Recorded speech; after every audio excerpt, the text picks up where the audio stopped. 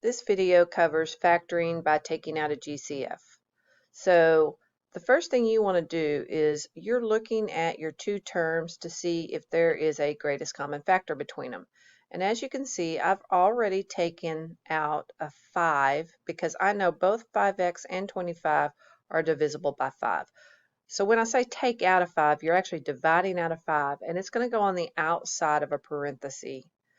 So if I have two terms in my problems, I'm going to have two terms in my parentheses, and those two terms are what's left when you divide a 5 out. So 5x divided by 5 leaves x. 25 divided by 5 leaves 5. You could think of it as negative 25 divided by 5 is a negative 5. If I want to know if I'm correct, I should distribute. So 5 times x is 5x. 5 times negative 5 is negative 25. So this is my factored form. You could also think of it as undistributing. It's the opposite of what you do when you distribute. So my next problem is 16x squared minus 64x. Look at both terms. You want to say what will go into both 16x squared and a minus 64x. So it would be a 16. So there are other things that will go into 16x squared and a 64x, like 4, but you want to choose the largest thing that will go into both. That's greatest common factor. 16 and 64 are both divisible by 16. Now, as far as the x's go, x squared and x are both divisible by x. The smaller of the two x's is what you want to take out. Then you'll have a parenthesis with what's left. So 16x squared divided by 16x will leave an x. 64x divided by 16x will leave a 4. So you can distribute to check yourself. 16x times x is 16x squared. 16x times 4 is 64x. Okay, so we're going to get just a little bit tougher and see some different situations. So I've got two terms again, and I need to know what will go into both 18 and 27. So your first thought might be a 3, and you would be right, but it's not the greatest thing that will go into both. 9 is the greatest thing that will go into both 18 and 27. But I also need to look at my variables. So between x and x, there's an x in common, and between y and y squared, there would be a y in common, the smaller of the two.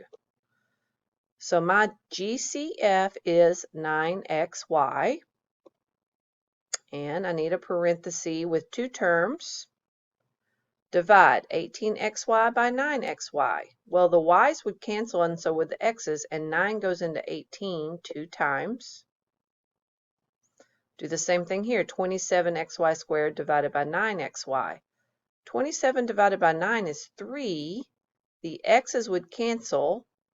Y squared divided by y would leave you with a y.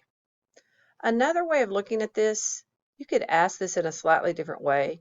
You could say, what times 9xy would give me 18xy? You know it would need to be a 2.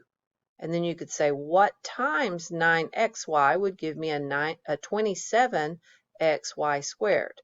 And we know it would be a 3y. And finally, let's do this one with 3 terms. There could be 4 terms. It doesn't matter how many terms, but look for a GCF.